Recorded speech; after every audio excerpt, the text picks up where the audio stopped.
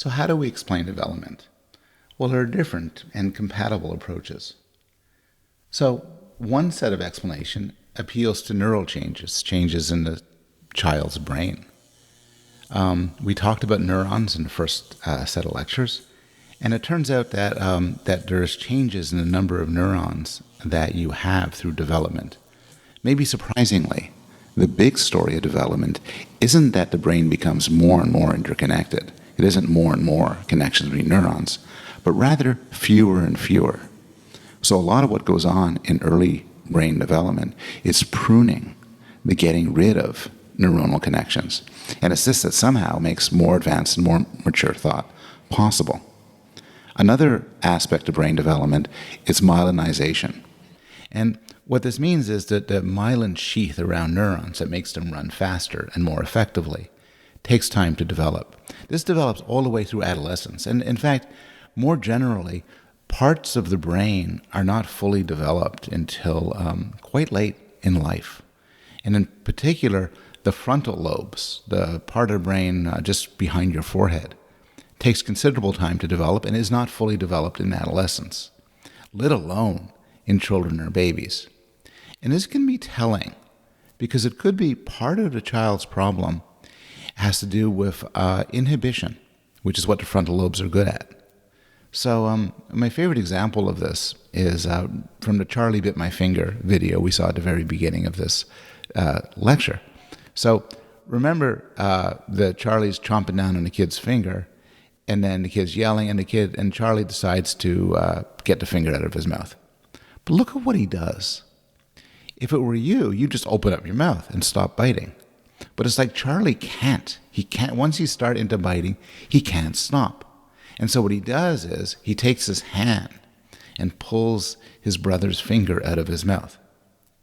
And more generally, a lot of the problems with kids' behavior might be because they can't inhibit a sort of dominant response. And more generally, the idea is that neurological differences in how kids cope with different problems, how they answer questions, how they deal with impulses and distractions might lead to a lot of differences between children and adults. But then there's a more general sort of theory, compatible with neural development, but different, and actually more Piagetian, which is that Piaget was right. Children really do think about the world differently from adults. This explains, for instance, why they fail the conservation task, why they think that when you spread out a bunch of objects, there's now more of them. Or when you pour liquid into a different shaped glass, there's now more of it. And now one criticism about Piaget is that there was a certain vagueness as to how do you characterize this difference, what's going on, what changes occur through development. But people have been working away on it. So Susan Carey, who's now at Harvard, my graduate advisor many, many years ago, for instance, has argued that conceptual change in children should be thought of as akin to changes in scientific theory by adult scientists. And in fact, she was very influenced in her work by Thomas Kuhn's classic work, The Structure of Scientific Revolutions, which describes the difference between a Newton and an Einstein. Not that the Einstein knows more, not that the scientist, the physicist in the Einsteinian tradition knows more than the physicist in the Newtonian tradition, but rather they see the world in different ways.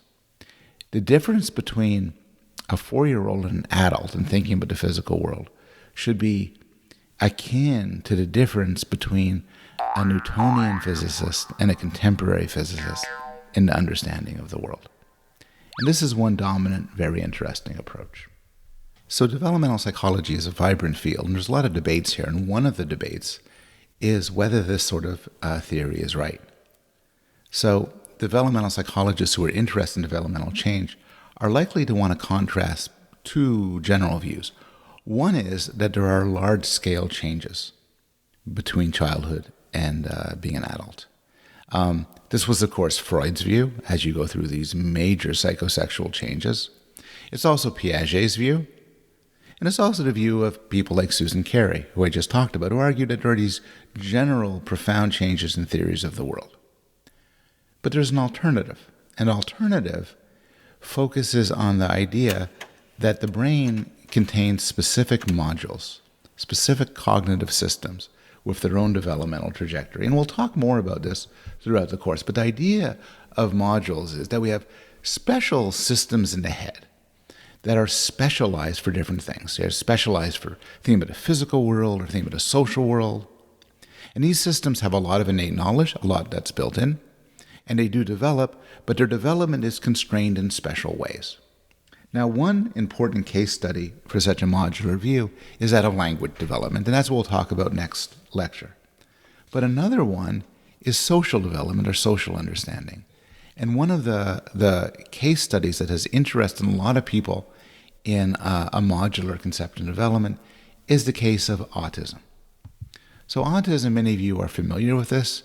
It is a disorder. Its prevalence is debated. There's a lot of controversy over how common it is, and a lot turns on how one chooses to define it. But say roughly 1 in 2 out of 1,000. And for autism spectrum disorder, which includes Asperger's syndrome and a lot of milder deficits, it's about 10 in 1,000. People with this disability, with this syndrome, are often boys. And the marks of it are a lack of social connectedness, language impairment, you treat people like objects, and so on. And this has led to the theory that autism is caused by a damaged module. It's caused by a damaged capacity for social reasoning. I want to pursue this a little bit, but I should note that there are certain aspects of autism that can't be explained, or at least can't be explained easily through this theory. For instance, individuals with autism are often hypersensitive to sounds. They're often obsessed with routines. They engage in stereotypic movements, like they do the same thing over and over again, or they like to dance or flap their hands. Sometimes they'll do self-mutilation. If you think about autism in terms of very high-functioning autistic people, like Temple Grandin or many celebrities or scientists are viewed, he or she is autistic. That can be a correct characterization, but notice that a lot of people with autism are severely autistic. They don't communicate, they don't speak, they can't make their way into the world by themselves. Anyway, the idea proposed by Simon Baron-Cohen and others is that autism is caused by damage to a social reasoning module. And what's interesting in support of this is that individuals, even who are otherwise high-functioning, individuals with autism tend to fail at exactly those tasks that tap social reasoning. So just like your average 4-year-old or your average 3-year-old will fail at a Sally Ann task, your average adult with autism, even if he or she is otherwise pretty high-functioning, might also fail. Or take the simpler task developed by Simon Baron-Cohen. You see a display like this and you're asked, which chocolate will Charlie take? Now, for most of us, the answer is kind of easy. He'll take the one that he's looking at, most likely. But individuals with autism don't naturally make that sort of inference. So one debate is whether a modular view can best characterize the course of development as opposed to a sort of more large-scale theory like that of Piaget or Carey. Another question is, if there are modules, what are they? So people talk about a module for understanding the physical world, naive physics perhaps, and a module for understanding people, a theory of mind or a naive psychology. But people have also proposed modules for understanding physical artifacts, or groups of people, a sort of naive sociology, or the biological world. And when developmental psychologists get together and have arguments, those are the sort of things that they're likely to argue about. A third question is, to the extent that there are profound differences between the minds of children and adults, what role does language play? So, babies and young children think very differently than older children and adults. And babies and young children don't speak. They don't understand language, but older children and adults do. And one can ask the extent to which learning to speak changes your understanding of the world. And this is so interesting, I'm going to put it off until the next lecture on language. So finally, I want to end by asking the question, who cares about development? So suppose these issues simply do not rock your boat. You don't care about empiricism or innateness.